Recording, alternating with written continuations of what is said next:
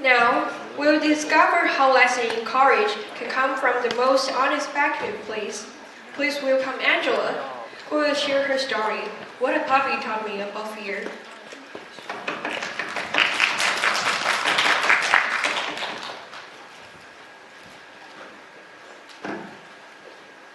Good evening, everyone. Thank you for coming. I'm Angela. When I was 6 years old, a small black dog chased me down the street. To me, it wasn't a pet. It was a monster. I can still remember the sound of its barking, my tiny legs running as fast as they could, and my heart beating so loudly that I thought the dog could hear it too. From that day on, I was terrified of dogs. Whenever I saw one, even a tiny puppy, I would cross the street or hide behind my parents. You might laugh, how scary can a puppy really be? But that's the strange thing about fear. It doesn't care about logic. It turns a 10-pound puppy into a 10-foot beast. And what's worse, fear doesn't say where it started. It follows you. It grows up with you. Years later, when I began playing music on stage, fear found me again. But this time, it wasn't chasing me. It was standing beside me under the spotlight. Before every concert, my palms will sweat, my hands will tremble, and my thoughts will start to race. What if I mess up? What if they laugh? I love music, yet every performance felt like standing in front of a very scary monster instead of a very friendly audience. At first, I thought the solution was to be brave, to force myself not to feel afraid. But psychology and experience taught me something very different. Fear isn't something you can switch off. It's a basic emotion built into our brains by evolution. Like Mr. Sunny has taught, the amygdala, the tiny almond-shaped part of the brain, acts like an alarm system. It fires the moment it senses danger, real or imagined. That's what kept our ancestors alive when they met tigers in the wild. And that's also what made me run from a puppy. But the good news is, what's learned can be unlearned. In the 1960s, psychologist Joseph Wolpe developed a technique called systematic desensitization. He discovered that people could gradually unlearn fear by facing it step by step. Starting small and staying calm. For someone afraid of dogs, for example, it might begin with just looking at a picture of a dog, then watching a dog from far away, and eventually touching one.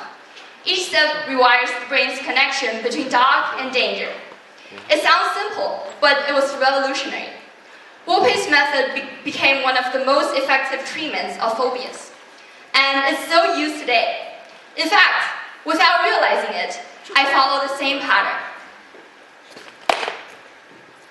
The first time I tried standing near a dog, again, my heart was pounding just like when I was 6. But I told myself, just 1 minute, just breathe. The second time, I reached out and touched its fur. The third time, I held a leash. And somewhere between fear and curiosity, something changed. I realized I wasn't trying to defeat fear. I was learning to walk beside it. That realization didn't just help me with dogs. It transformed how I approached stage fright too. Instead of avoiding the feeling, I began treating every performance as one small exercise in facing fear, just like those gradual steps Wolpe once described. I started by playing in front of friends, then classmates, teachers, then full audiences. Each time I survived, my brain learned a new story. You can do this. Eventually, I discovered that fear and excitement feel almost the same inside the body. The same heartbeat, the same adrenaline. Psychologist Barbara Fredrickson once suggested that positive emotions like curiosity and joy can literally undo fear's effects. So, instead of thinking, I'm terrified, I began to tell myself, I'm thrilled. The fear didn't disappear, but it changed its meaning. It became energy for me. And here's the truth I've come to believe. Fear isn't the opposite of courage. It's the starting point of it.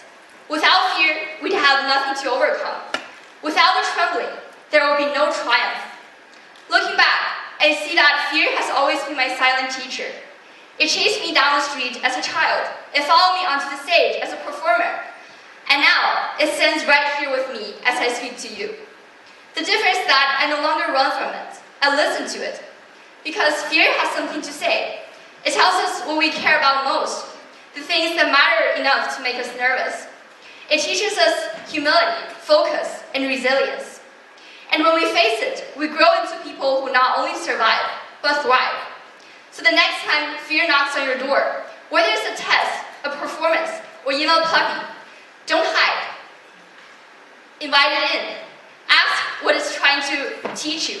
You might find that fear isn't a monster waiting to chase you, but a companion waiting to guide you. Thank you.